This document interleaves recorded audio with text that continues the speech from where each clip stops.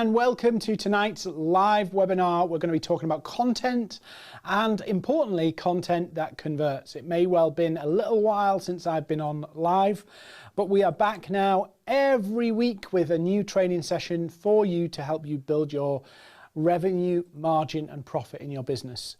So I'm Dean Seddon, founder of Maverick. We're going to start in a couple of minutes, just let everybody get settled. You will need a notepad, you will need a pen. There is no big sales pitch in this webinar. It's actually a free training, because if you've never been to us, you've never heard about what we do, our focus is in helping businesses. We want to help 1 million businesses grow their revenue, margin and profit. And so this is part of our expression of our vision and our values. So there's no catch, there's no trick, there's no part of it. We're just going to talk about a whole load of stuff tonight that will help you. As part of tonight's session, housekeeping stuff, I'm going to give some free resources away. If you want them, we will put our email address on screen. Just email us, ask for them, and we will send them. So if we can have the email on the screen there. Hey, I'm getting there, nearly down there. I'll put it up so you can see it, and just drop us a line, email and said, Dean said I can have this, can you send it to me please? And the guys will send them to you tomorrow. Also during the session, I am now currently talking down the barrel lens of a camera.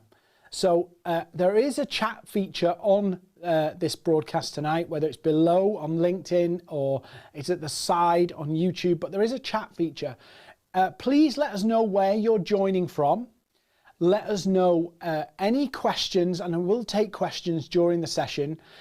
So you can ask anything you want related to content, of course, or social media, or selling through social media. Ask them in the chat, and I'll just see, I can see some people already are in the chat here. So hi Anna, hi Argry, hi David.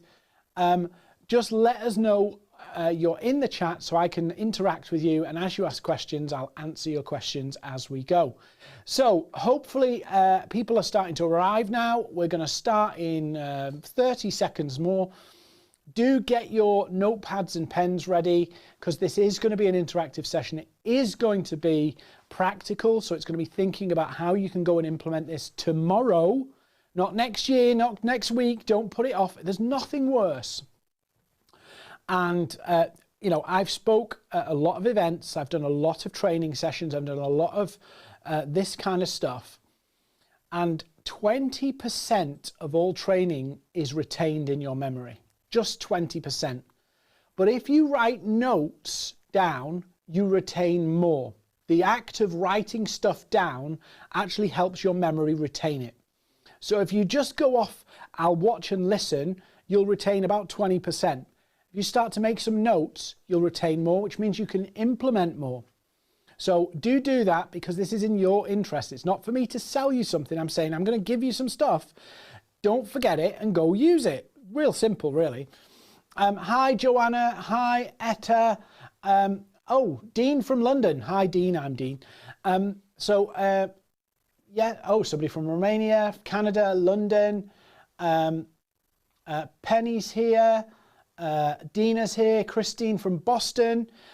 Christine, I hope you had a good Labor Day yesterday. So there's lots of people here. So let's get started. I'm going to move back so you can see the screen behind me, but we'll flick between screens as well so you can see what's going on. So again, there's no sales pitch here. It's all training and all practical, and ask the questions in the chat. Please interact, because it'll make it more beneficial for you. And actually, sometimes you learn more from the Q&A. As people ask a question, you go, oh, that's interesting. I didn't think about it that way. So questions are really welcome tonight. So who is Maverick? Just so that you're aware who we are. We've been around since 2014, morphed a little bit over the last 16, 18 months, and a bit different of a business than we were in 2019. Well, I suppose that's true for any business, just more pronounced over the last 18 months. Every month we're helping more than 2,000 businesses as clients, and probably way more than that now, probably more like 4,000 or 5,000 businesses every month through our free training sessions we put all across the internet. And our business vision and mission is to help 1 million businesses grow their revenue, margin and profit. So I'm going to move on. So if we're thinking about content, we're thinking about social media posts, we're thinking about all the stuff that we're putting out to the world, then we've got two goals we really want to think about. And it's really important that you don't lose sight of your goals. If you look through your Facebook feed, your LinkedIn feed, all of these different feeds, look at what the content that's there. How much of it is furthering the goals of the producer? How much of it is actually helping? So the first goal we've got is building your brand and generating inbound leads. And we're going to look at that. Building your brand and generating inbound leads. That's goal number one. Now, what do I mean by building your brand? And I'm not going to patronize you, but it's being known that you can help people with a very specific thing. Being known that you can help people with a very specific thing. So you are the person or the company to go to if you need help with this. If you need this, this is the name. That's what your goal is. I can see some more people are joining us. Sophia now from Maine. And, another Sophia from Berlin. So awesome that you're all with us. So goal number one, building a brand, generating inbound leads, inbound inquiries. Real simple. The name and the brand is being known for solving a particular problem for a particular group of people or a group of an audience, and then generating the leads. That's number one. So this is the sales journey, and some of you have seen this before, some of you haven't, and maybe we can put it on the big screen so you can see it in detail. It's really important that you understand this in the context of you trying to sell through content. So you're trying to convince people that they need you. It's critical you understand this. And I'll explain why in a second, but if you don't understand this, what will happen is your content will constantly miss the mark. You'll write the right stuff, but get the wrong people. And I'm going to explain it briefly now. We do explain this a bit more in some of our paid programs, but I'll give you the overview of it. Every customer, every client, everybody that needs a service goes through this process. And it starts with being problem aware. Something's not right. Something isn't working. There's a niggle, there's a frustration, there's an annoyance. And it reaches a point where they go, there's got to be a better way. We want more of this. So if I think about this as, say, a marketing agency, my customer has to be dissatisfied with their current marketing. There's a frustration, a challenge, a niggle, whatever it is, something's not quite working the way we want. And I start to define, when I start to see a problem, I start to define what my benefit, what my real world example should start to look like. So I go, our marketing isn't generating the leads. Simple one. Then I go, we want more web inquiries. We want more people making inbound phone calls. We want more quote requests. We want to be in more tenders. This is what we want. This is what we've got. And we're not happy with what we've got. We want something different. We want to become outcome aware. And it may well be that we see some of our competitors achieving things that we want to achieve, but effectively we become dissatisfied with the current reality and want a new reality. This happens in all businesses, all services, everybody, everywhere. Hi Jasmine from LA as well. Hi Joseph, and hi Linda from Denver. So then we come to the point where we don't decide to buy something. We actually decide we need to look, we need to find things. Why is this happening? We start Googling, we start reading things, we start researching, we start watching YouTube videos. All of these things start to happen. And this is the point where we start to make a decision that we are going to pursue this outcome and define the route we are going to take. So here, my marketing isn't working. I'm not getting inquiries. I'm not getting the web traffic I want. Then it becomes, I want more inquiries from the website. I want my phone to ring. I want these things to happen. Then I might be Googling, I might be reading up, I might be searching out, I might be looking at competitors' websites, I might be doing all sorts of things, and I reach a point where I start to define the outcome I want. So I might watch a video about SEO, I might read a blog about SEO and how SEO can help me fix this to get to that. I start to think about these and look for resources to help me understand this better. And at that point, I start to settle on the solution. So I start to settle on, I want SEO and I need to be at the top of Google. That's my route. But until I get there, I could have gone Facebook ads, I could have gone outbound calling, I could have gone content marketing, I could have gone email marketing, I could have done anything to get rid of this current reality and get to this end result. But as I move into this phase here, I start to prescribe the result. I start to prescribe the method, how I want to get the result. I learn and I absorb information and come to a decision about how I'm going to change it. So I've got my crappy marketing, I want better marketing. Okay, now what I'm going to do is I see that the best option for me is SEO. So now as a decision maker, I'm locked on SEO is the answer. So we need to look for SEO. We need to find an SEO partner. So at this point now, when we move to the solution stage, I'm looking for an SEO agency. I'm Googling for SEO. I'm Googling SEO Bristol or SEO London. I'm doing all of the things to look for the answer I've decided on. I've decided on an answer, and so I'm looking for the answer. Now, if we put this back into your world, where is your content in this path? Where is your content? Because I'll tell you this for certain. If you focus all your content down here and appeal to people who are looking for a content, this is the worst place to be positioning yourself on the content front. You're actually better to be positioning yourself here and positioning yourself here. So you start to talk about the problems that customers have that requires your solution to fix. So you don't tell them, oh, SEO can fix this. You talk about how this problem happens and introduce to them how SEO can help them get to an outcome. But you don't, if you appeal down here, it's more technical, it's more evaluated by other people's content. But down here, you get to compete with people who may go to Facebook ads, who may go to this, who may go to that, who may go to the other.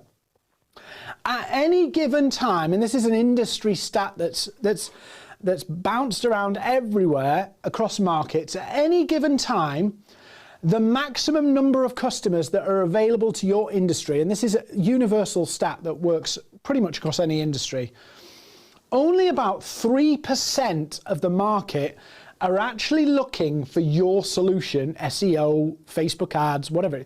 3% are looking right now. So for you to play a content marketing game down here is cutthroat, absolutely cutthroat. But people dissatisfied with marketing down here and people looking to improve their marketing down here is huge, huge numbers of people that know they've got a problem with their marketing, know that they want a different outcome, but haven't decided on the route to take. Now, if you think about this, you go, okay, I don't understand, what's the difference? Because these people don't care at the moment about SEO. They care about what can help me fix this. Their thought process is different. Really good website tip for you here. Go to Answer the Public. And this is where a lot of people struggle. When you go to Answer the Public, and a lot of people do this and go, oh, I'm an SEO agency. I'll go to Answer the Public and figure out what it is that I need to be writing content about. The problem is if you put the wrong keywords in, if you put the wrong things in, you get the wrong things out. So if you go to Answer the Public and put in things about search engine optimization, you get a whole load of questions from Answer the Public about search engine optimization. And all the people who are searching, a good chunk of the people who are searching for those terms, a good chunk of them are DIYers. They don't need you, they don't want you, they don't have any intention of buying from you, but they're actually looking to do it themselves. But when you come down here, I'm no longer talking about SEO here, I'm talking about how to get more leads from your website. Yeah, very different tones, very different messages, and I probably jumped ahead a little bit. If you need, somebody's asked, will there be a replay of this? If you want the replay, just email us and we'll make sure we send it to you tomorrow. So please do go have a look at that. If you want the replay, just email us, emails on screen. So hopefully you understand this process. I know I've gone through it really fast, but the closer people get down here, the more specific they are on what they want and the method they want to achieve it with. But down here, you could be competing with somebody. Down here, you're competing with another SEO agency. Up here, you're actually competing with people, anybody in the marketing space, and you're going to convert them with content to your method of changing it, to your SEO service or your service, whichever it is. So content that converts, yes, you can have a go down here, but actually if you focus on down here, you can convert them to your method, your solution for their problem, your solution to get them to their outcome. And sometimes I have a different diagram to explain this, but effectively that's the simple principle that you need to think about. I'm trying to take an audience who's struggling with something, wanting to achieve something different, and using content to show them that my method, my service, our way is the way for them. So the highest converting content will always be content that speaks to the pains, challenges, frustrations, and goals of your customer, always. If you go down the technical route, that's great, but you will appeal to more DIYers. So what are some of the key elements that make content that converts? Let's look at some of these things so you can see it for yourself. And welcome Mary and welcome Megan from Pebble Beach, California. So awesome, welcome. So free resource here we'll give you. So if you want to share, if you want to email us, we'll send you this. The first thing you have to do is get inside the heads of your customers. Get inside their heads and understand and reverse engineer why they need you. So this diagram on screen, and we'll maybe put it up a little bit bigger, is about, let's assume that point B here on this diagram, point B is you, your customer, after 6 months of working with you. They've got your product, your service, what have you. 6 months down the line. What's the benefits they've got? What's happened to their business? What's the results?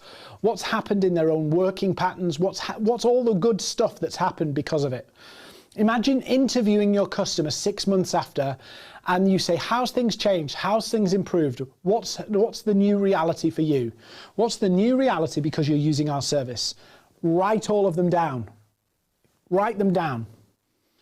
Then what you want you to do is reverse engineer. So if that's where they are 6 months from signing up and becoming your customer, so 6 months down the line, these are the benefits and the wins that they've gained. Now let's reverse engineer and go to today. Where are they today? What are they living with, putting up with, frustrated with? What's keeping them up at night? What's getting them annoyed? What's causing them hassle? And note them down. This is your problem. And this is your outcome. So we start here. If somebody becomes your customer, 6 months after being your customer, what's the benefits in their world? Reverse engineer to today. What's their challenges they're living with right now without you, without your product, without your service? What's the challenges? Now we've produced this document here. We call it the One Client Profile, which helps you extract some of that information. So if you start to write down the benefits to your customer 6 months from now, when they've been a customer for 6 months, extract back all of the information of their current reality. And this is a free worksheet you can have. I'm going to try and do this. Emails there. if you want a copy of this, just email us, we'll send it to you free of charge. But it forces you to think about things in a totally different way. It forces you to think, okay, if my customer is fed up with this now, what does that feel like? What's their frustrations? What's the challenges they've had? So if you want the worksheet, it's free, just download it, or just email us and we'll send you a link to download it. But it will force you to think in the customer's world. It'll force you to start to talk about and write down things in a way that you may not have done before. And the benefit of doing this process, it's difficult, by the way, because you have to rack your brains, you have to think about it, you have to research it a little bit. But once you've done that, you literally have a map of all of the things that you should be mentioning in your content. And we'll come to a formula for content in a minute. But it will help you expand and go, okay, now I understand what I should be talking about. Now I've got different phrases, different wording that I can use to go to answer the public and ask, and it'll tell me all the questions that people are asking. And so I get a different perspective on the challenges of my customers and their common questions. And so you can think about this in a very different way once you start to work through this process. If you don't do this process, you will be hit and miss trying to promote because you've not done the research of what do people benefit from you. And to be honest with you, what a lot of people do is they speak in very generic terms when they start to talk about benefits and outcomes. Improved operational efficiency. That sounds great, but it sounds really waffly and vague. So how is improved operational efficiency? What's happened? What's the real tangible things that have changed? You know, are reports more accurate? Are reports being generated more quickly? Is the cash flow of the business improved? Is their team more organized? Is it a more happy workplace? List them down and get specific. There's less arguments between the team. There's less internal politics. There's less whatever. What's changed? But make it specific as you can. You know, list them out. You know, I often say to people, don't just list 4 or 5, commit to try and list 10. Because the first couple will be really easy and then it gets hard. And it gets a bit harder and harder and harder. Dina, if you want the worksheet, just use the email address here and just email us and we'll send it to you tomorrow. The office is closed this evening, but they'll email it to you tomorrow. Just drop us an email. So your product or service for your customers, for you, it's probably your product is probably something you're really proud of. It's the best thing since sliced bread and you love it and you think it's amazing. But to your customers, the product is a tool to get to an outcome. It's a tool, it's a vehicle. It's not the all singing, all dancing result. The product is only loved by customers because of this. It takes them from there to there. It's a tool. And this is where a lot of people go wrong with content. They fall in love with their product, and actually most of their content marketing is actually obvious propaganda pieces. Now, all content marketing is propaganda for a business. It's marketing after all. But there has to be some value in it for them. And the value in it for them is often around their pains and challenges and a route away from the pain and to the goals and results. So let's look at some elements for building content. Let's look at some elements for building content. So this is a model I've been using for a few years. It's a really simple model and it helps you think about the different types of content you can use. So we call it TASTE. So the first one is teach and educate. Can you explain the problems and outcomes better for your customers? Can you diagnose why things happen? So in other words, explaining things, teaching, yeah, which is very different from the next one, which is A, for actionable advice. What are some things that they can do that will make a difference? Now, obviously, you're not going to teach people how to do the whole thing themselves, but you might give them some tips or some overarching points of things that they should think about and look at to take action. So it might be that you help them with a little bit, and so they see the value in that and they keep coming back to the content. You need to show people how you solve their pain. Show people, by that I mean explaining it and explaining how your product solves that pain. How do you solve that pain with your product? Show people how your product or service that you're trying to sell actually solves the pain. It's not like, oh, do you have problems with your marketing? Our product is amazing because it will do this. Show people that you understand their pain, you understand the outcome they want, and give them a clear understanding of how you get somebody from a pain, a problem, or a challenge to an outcome. Testimonials and examples, these are really important. Not just case studies, but snippets of stories that are relevant to your customers about where their customers come from, where they wanted to achieve, and again, the results you've delivered. Testimonials and examples, really important for content. They give you social proof, they give you confidence, they build credibility, they build trust because you're willing to share your testimonials. And importantly, you need to, if you're doing the content marketing as a person, you need to showcase your personality. You need to make it showcase who you are a little bit in that. Your own style of writing, but also it can't look like it's been written by a robot. It needs to be interesting. There needs to be a little bit of humor in there, a bit of lightheartedness. It needs to experience your personality.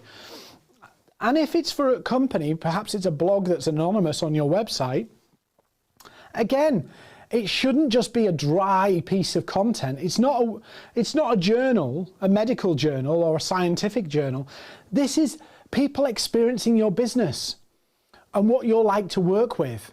So it's important that that personality, that way of working, that you and your company's ethos and culture comes through. So often what that means is you need to convey you're friendly. You need to convey you're trustworthy, but you need to convey you're friendly, because often what customers do in that first interaction when they ring up and make a call, or in that first interaction when they have an email with you, they make a judgment about how easy you are to work with just off the first email or just off the first phone call or whatever it is. You need to make that easy and relaxed and get your vibe across in the content. Another resource for you, headlines play a huge part in all sorts of things. Email subject lines, blog headers, all of that stuff makes a difference. So we've gone around the internet and collated a number of different headlines that we've seen. We collated about 60 of them that we thought were really solid headlines. And we've put them into a form of template here in Excel that shows you some of the good ways to use curiosity to get people to pay attention. So less analytical and more emotive or interesting or curiosity-driven headlines. So again, if you want the sheet, you can have it. It's free. Emails on screen, and it's just different headlines that will get attention and get curiosity. But it gives you a model that you can use to actually create content and titles for emails, for blogs, for posts, for swipe files, for little guides that you want to put out, lead magnets, that really give you an example of the testimonial headline, how this company got results in this. Real simple, real simple. Now, the final thing I want to look at is just some social post stuff, and some of you who've been to our paid training will have gone through this in more detail, but I want to give you some examples. And just whilst I'm here, I'd love, whoever's watching tonight, if you'd love to join me, come find me on LinkedIn. Let's connect. Because I put a lot of stuff out. There's lots of other events we do. So come find me on LinkedIn. But there's 4 key elements of a social post that whatever channel matter. It matters, whatever channel. So here's my 4 key elements for writing a good social post. And then I'm going to show you another one for a lead generation post briefly, if we've got time. So there's 4 key elements: stopping power, structure, staying power, and engagement. These are the 4 things, and they work slightly different across each channel, but actually generally they work all the way through. So The first one is stopping power. So this is purely about, can you get people to stop scrolling? Can you get people to stop scrolling? So this is a LinkedIn example, but the principles are the same on Facebook. They're the same on Instagram. A little bit different for Twitter and a little bit different for TikTok, but effectively it's the same principles, even on YouTube. Does the visual get me to stop? So this visual I've tested a number of times and it's targeted at salespeople. So this visual, Leonardo DiCaprio does very, very well. On YouTube, you see lots of dramatic thumbnails because they're trying to get people to pay attention. And on LinkedIn, Facebook, you get a preview at the top, and it's important to use that preview to create even more curiosity. So this is purely, the stopping power is about visuals, it's about getting attention, and so getting people to stop scrolling. Then we come to structure. Now structures are, again, a little bit different on different platforms. I write in a very broken down way, probably too much so. But the reason we write in this way is not because there's some secret algorithm thing. It's because it makes it easier to read on a mobile phone. It's easier to read because generally human beings scan read. So they flick through things and they go to what's interesting. So this makes it easy to flick and it makes it easy to scan read. But as I say, this is probably a bit too far. You could probably make it a little bit less spaced out than this. But the key is to explain something and make it spaced out. The other thing that's important here, and maybe I'll come to it in this next one. No, I'll come to it in this one, is hashtags. Now pretty much every platform uses hashtags, and there's various different rules about how many. But one thing is universal. If you look like you're using a ton of hashtags, it looks a bit desperate, whatever it's Instagram or whatever. So just use a few. Perception matters just as reach. So on the hashtags here, focus on the hashtags that your customers are following. So you will never see me put hashtag social selling on my posts.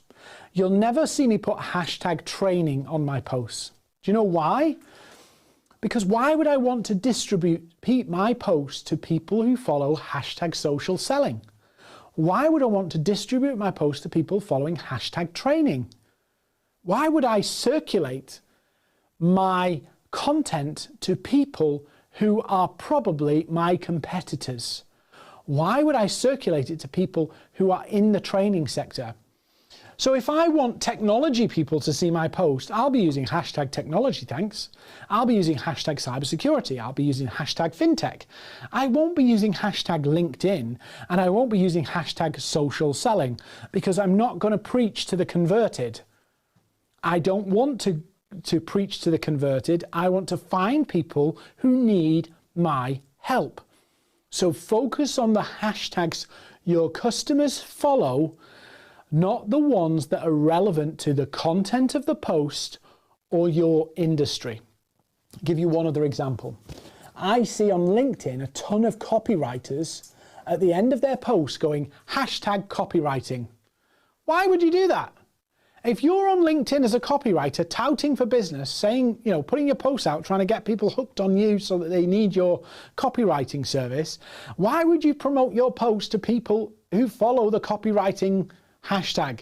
It's like saying, hey guys, we're all competitors, let's look at my posts. I say it's just madness. It's madness. We want customers to see it, not competitors. So focus on the hashtags your customers follow, not the ones that relate to the content or the ones that relate to your industry. Staying power.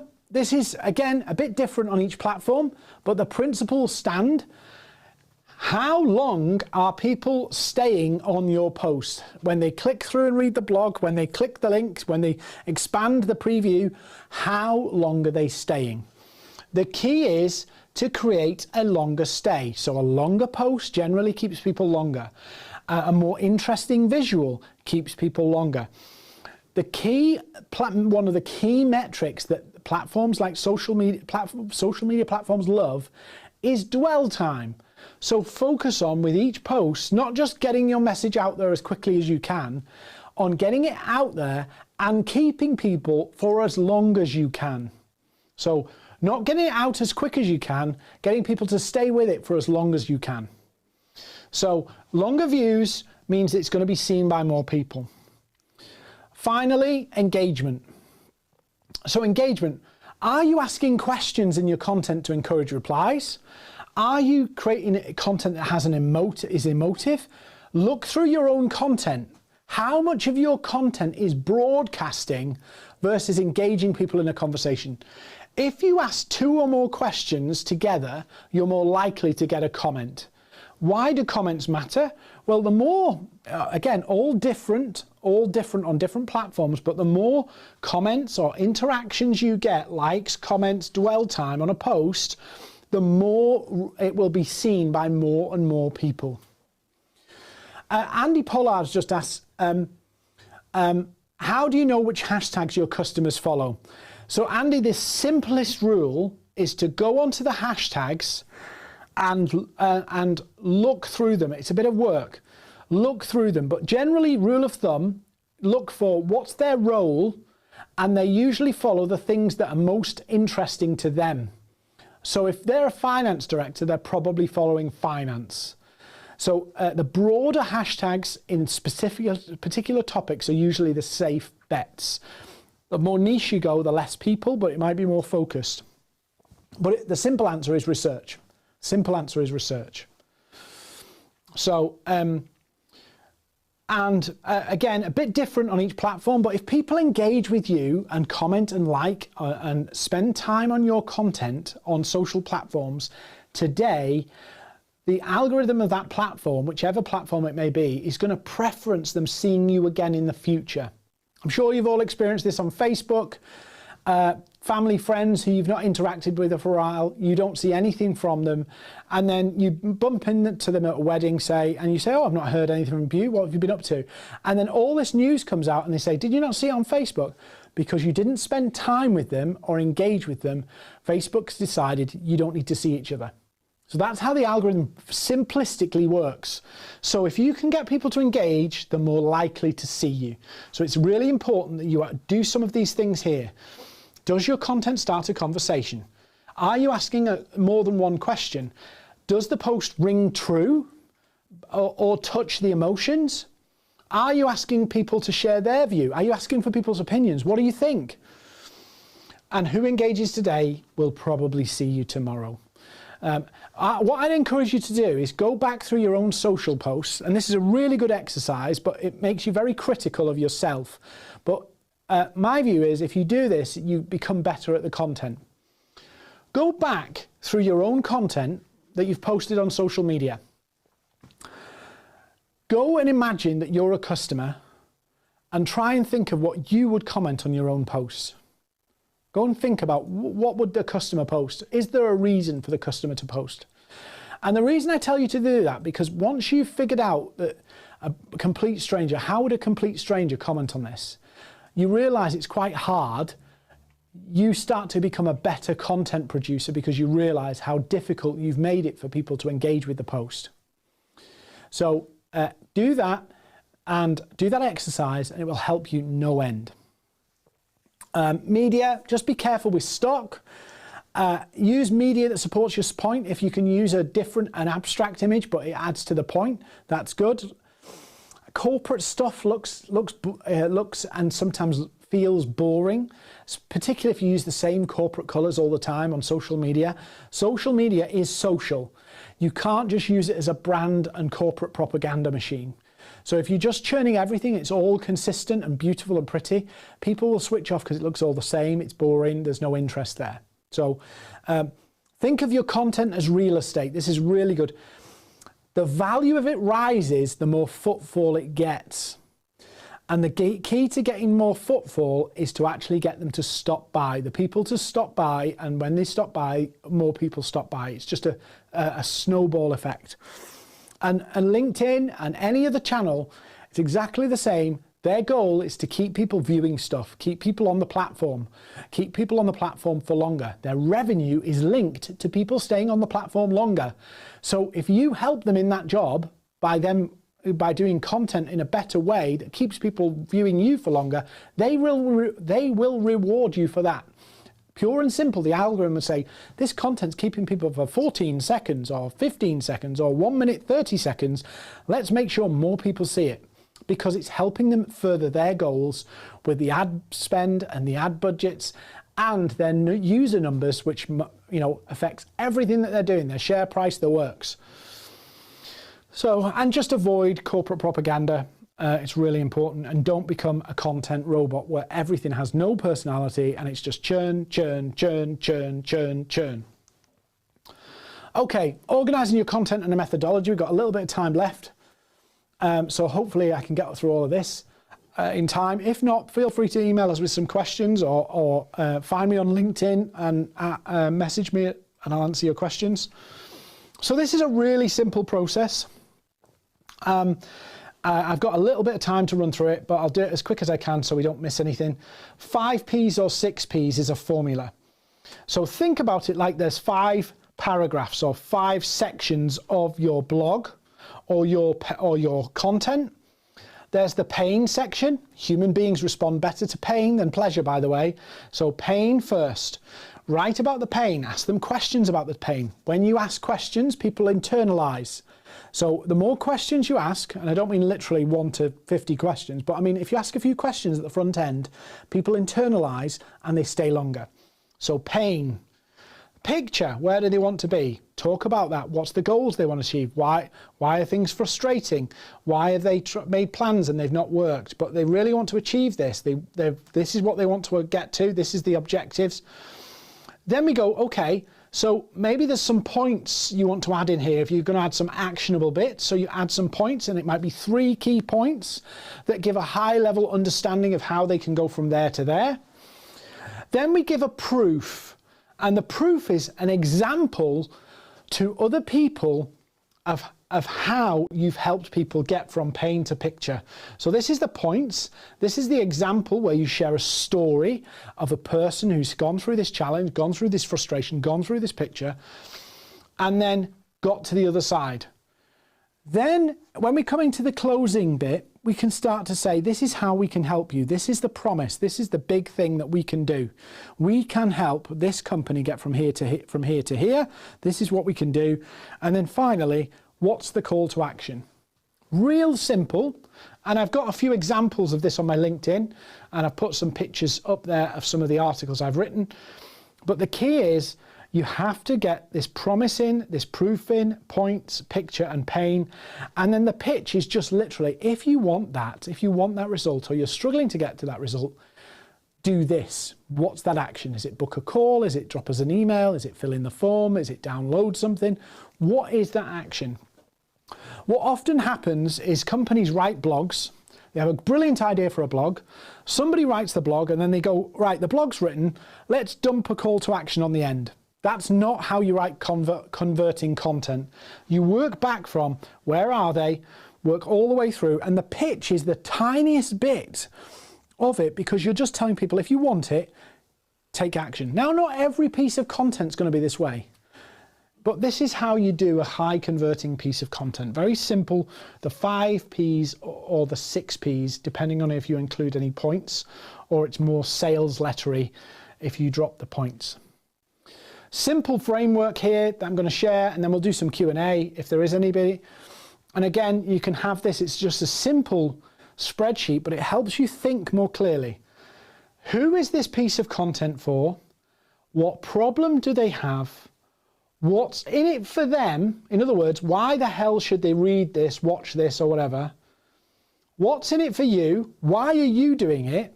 Be really clear on why you're doing it, by the way, because often what we do is we say, oh, we just need to get our message out there. But then when you get your message out there, you go, oh, I wanted leads, really. So be very clear about what's the goal for this content. So is it to share about how we do it and offer a lead magnet? Is it to demonstrate we can help them and write persuasive copy? Or is it convince them we can show them how to make sales with LinkedIn? What's the thing that we're trying to convince people to do? And then what do we want them to do as a result? Download a guide, make an inquiry, or buy a course. What is it that we're trying to get people to do? So it's a real simple structure, but often what we do is we think about the real killer title first and then figure out what the hell are we going to put in it. Work the other way around. It's for a business owner. The business owner can't generate leads. We're going to give them 5 simple steps to generate leads. We're going to share about how we do it and offer them a lead magnet. And the goal is that they download it. Now we can write a killer title. So it's 5 simple steps and a great download to generate more leads. Real simple when you put it together that way. But when you start here, you're like, what are we going to call it? How do we do this again? And you get lost. But when you work backwards like this, the title is last, and you come up with a much more meaningful and more powerful piece of content that you can use to build your brand and generate leads. This is a post that I put out, and actually this post now, I'd love to say it made me £100,000. It's actually made me more like £300,000 now. So this post is what we call twist the knife post. It's where you bust a myth, you challenge a myth, you show a different way of thinking. So you're teaching into a different way of thinking. You don't give all the answers, because if you give all the answers, you've closed the loop for them. You've give them the cliffhanger at the end of the season. Everybody know what I mean there, by the way. You know, on Netflix, you go on a season, you watch 12 episodes, and the season, last episode, has this big cliffhanger to go, what happens? I need to know more. I need to know when's the next one out? You Google, when's the season 2 out? All of that stuff is because they left you with a cliffhanger. So don't give all the answers, create a cliffhanger, exactly like a TV series does, so that they need to know more. Give people a taste so they want to know more. This is Curiosity 101, by the way. Curiosity is your biggest weapon. If you give people tons of information, they will consider it and evaluate it on what you give them. So it's a bit like Goldilocks. If you give them too much, they go away. If you give them too little, they go away. There's a sweet spot that you will have to find, and the only way to find is by practice and implementation and consistency. You will find the sweet spot where you don't do too little and it's too light, like a light bite, but you don't give them an all-you-can-eat buffet either. And that sweet spot in the middle is that you give them enough to whet their appetite so they want more. And that, on this post, it was about GDPR and the changes to GDPR and the myth that was out there. And I wrote the post about it and shared some slides I'd done speaking at an email marketing and GDPR conference, and said to them, most of what people have done about GDPR is wrong about email marketing. It's wrong. I explained it, showed them a different way of thinking about it, but created enough curiosity to say there is a way to do email marketing B2B and still be GDPR compliant. But take a look. And at the end, I had a call to action. That post has served me well for a long time now. So real simple process, but that's the way you generate interest and use content to get people to inbound you. So we've got some questions. So what kind of contents do you create for a platform that seek to cater to students? I think what you need to do is look at the pressing issues for students. So I can't answer the content. I could spend some time with you and figure out the answer, but I'd do the research. I'd look at what are the hot topics that students are looking at, and I'd start to do it. I would imagine a lot of people are looking at what's the student life like and trying to define that, particularly now post the last 18 months, but you need to do the research. And again, brilliant website for this is Answer the Public, but you need to go in from the student's perspective to find out what they're asking, not what you're asking about the students, because that's different. Sophie's asked, where does having an overarching content strategy fit in? How important is a content strategy for all content generated? I don't think you can have I don't think you can have a one size fits all to a content strategy. You can have an overarching principle of we need to cater to people at various different stages of the buying journey. We need to talk to people in a particular way. So you can almost have a style of content, but I think every bit of content, if you're targeting different demographics or different target clients or different industries, it's all going to be a little bit different, but the principles are the same. We go where the people are, so where's the target market the most? We are consistent with it, and we have some boundaries about what we would and wouldn't say in terms of tone of voice and our style. But I don't think you can have an overarching way to do it unless you're serving one market. If you're serving one market, you can have one uniform strategy. But actually, if you're dealing with a younger demographic, an older demographic, B2B, B2C, technology, sports, there's got to be a variance. There's got to be a different variance. And again, depending on the audience, there will be a learning of a style. Is it more written? Is it more imagery? Is it more audio? Is it more video? Which is the method? And I would argue for most people it is a mix, albeit an older generation tends to read more than a younger generation, which is more visual and more audio. So hopefully that's answered it a little bit. Ian, has said, how do you feel about reposting? I have no problem with reposting and repurposing. In fact, in our boot camp, which runs in October, I actually show you a simple way to kind of repurpose the same piece of content multiple times. It's very simple to do, but you turn it into all different pieces of content that you can reuse. So you're saying a consistent message, but you're actually saying it in different ways and across different mediums. What would I say the 3 to 5 main content KPIs are? So the first, before I answer the 3 to 5 KPIs, the first thing I'm going to say, Meneza, I think it is a content strategy it has an acceleration curve in the way it goes out. When you start to implement it, you need to be consistent because you need to build something. So any metric you choose in the first 3 months, be prepared for a roller coaster of excitement and disappointment, because it takes time for that to build and for you to sharpen your skills in producing the content at the level you need consistently. So if you think I'm going to post, I'm not saying you're saying this, but if somebody's watching this and thinking I'm going to post content tomorrow and I'm going to do a blog a day and after 30 days I'm going to be flying, you might, but I'll give you a story from our website. In late 2019, we decided to redo our website, which is a mammoth task, and we committed to write a blog every single day. And in May 2021, and we looked at these stats today, actually, funny enough. So late 2019, in May 2021, so literally, is that 18 months? 17 months, 18 months, call it. 18 months later, the website is going up like this. We've had, I think, we bounced around for a long time at like 2,000 to 3,000 viewers a month. And since May, we've been doing 2,000 to 3,000 viewers a week, users a week.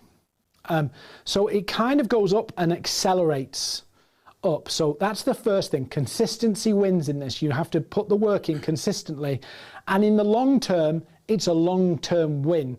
But in the short term, it might take some effort to bring it to the front. So if we're talking about KPIs, I'd look at dwell time in terms of blogs. How long are people spending on the blog? So you can do that through Google Analytics. On social posts, I'd look at the engagements that you're getting, the likes and the comments, shares, and who they're from. So are they from the right people? I'd look at views, but views don't tell you a lot. LinkedIn kind of gives you better view stats than anything else. Are the right companies and industries looking? And then I would look at the number of inbound inquiries. Typically, when I write a lead generation piece of content, I've been doing it a while. So if I write a piece of content, the first time I put it out, I'll probably get 2 to 3 inquiries. So not many.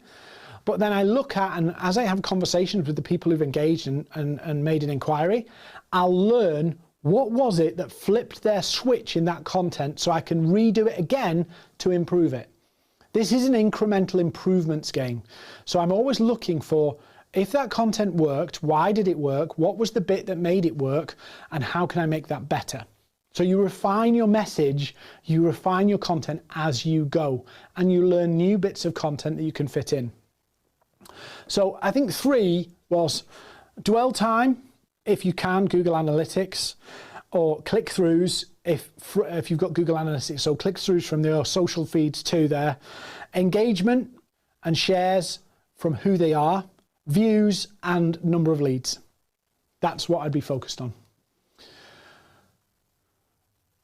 Sophia, yes, I would post your blog, but I would repost your blog posts on LinkedIn, but I would also narrate them at the front end. So I wouldn't just share them onto LinkedIn and just hope for the best.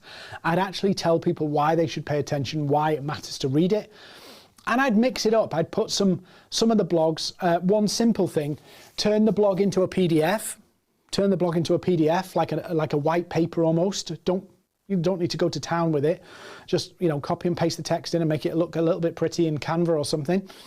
Save it as a PDF and post that on LinkedIn too. The key thing is there's 2 things you've got to do. Get your message out and get the leads in.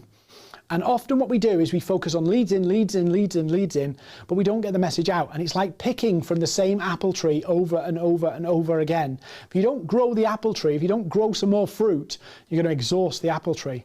So it's important that you also use your content to grow the reach. And that's where PDFs on LinkedIn come in well. That's where carousels on Instagram could do well. So that's where you could repurpose it onto TikTok and do a video about it. So that one of the goals is just more people knowing you exist and what you do for people. And then the second bit is bringing those people into the fold, converting them into believers in your method or your process or your service or your product, and that they want to buy it. 2 things. If you don't do both, you exhaust the apple tree. You need to keep replenishing your fruit, growing new fruit that you can pick. And where you make the mistakes with content, lead generation, whatever it is you try to exhaust a supply that you're not replenishing. I need a breather after saying all that. Sophia, PDFs are the highest traffic piece of content on LinkedIn you can do. Yes, polls are pretty high there with it, but PDFs gives you the ability to get more eyeballs on a piece of content than any other type of content you can put on LinkedIn. So PDFs are king on LinkedIn. So that's why I'm saying put it into a PDF, because it gets more eyeballs, more attention, and more dwell time. So naturally, if you give more dwell time on a social platform, if you get more dwell time on your content, that platform will circulate it more widely. So that's why I said PDF. A book on content marketing that's helped me. Well, I've basically wrote a book about content marketing that's on the website. That's kind of my journey. So if you want to have a look at that. But a lot of the old stuff from the 70s and 80s really hasn't, is more relevant now than some of the new stuff. Because a lot of the new stuff is wrapped up in a methodology, but the old stuff, the stuff that people put out in newspaper adverts and magazine adverts and advertorial, I know it sounds really cheesy, but the principles are much easier to grab hold of.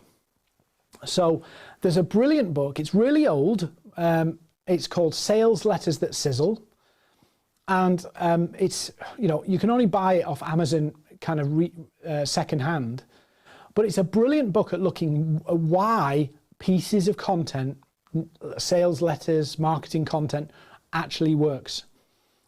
Yes, it's old because a lot of it's from the 70s and 80s, but it's very solid in helping you understand the principles of why something works. I think a lot of the stuff that's being produced now about content is just a modernization of what's been going on a long time. Because yes, the channels have saved. I'm an 80s child, by the way, so I'm not some kind of, I might look like 60, but I'm not, I promise you. A lot of what the content's being churned out now is they're teaching you a methodology and using books as content marketing. So you can never know whether the book is decent or it's just a 10 quid sales pitch. But sales letters that sizzle. Ogilvy on advertising is pretty good too. Ogilvy on advertising. And that's good on looking at visuals and how it all works and pulling it all together as well. They're really the books that I would think of. I look to the older books because technology's changed, platforms have changed, channels have changed, but human beings haven't.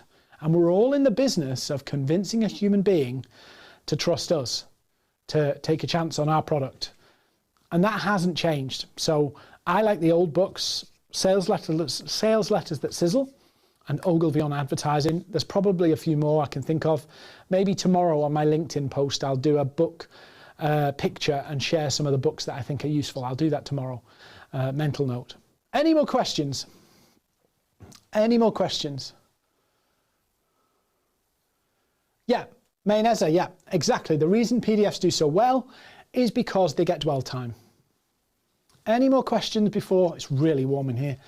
So next week we've got selling on LinkedIn as a free training session. So go to Eventbrite or go to our LinkedIn company page and sign up for that. It's free.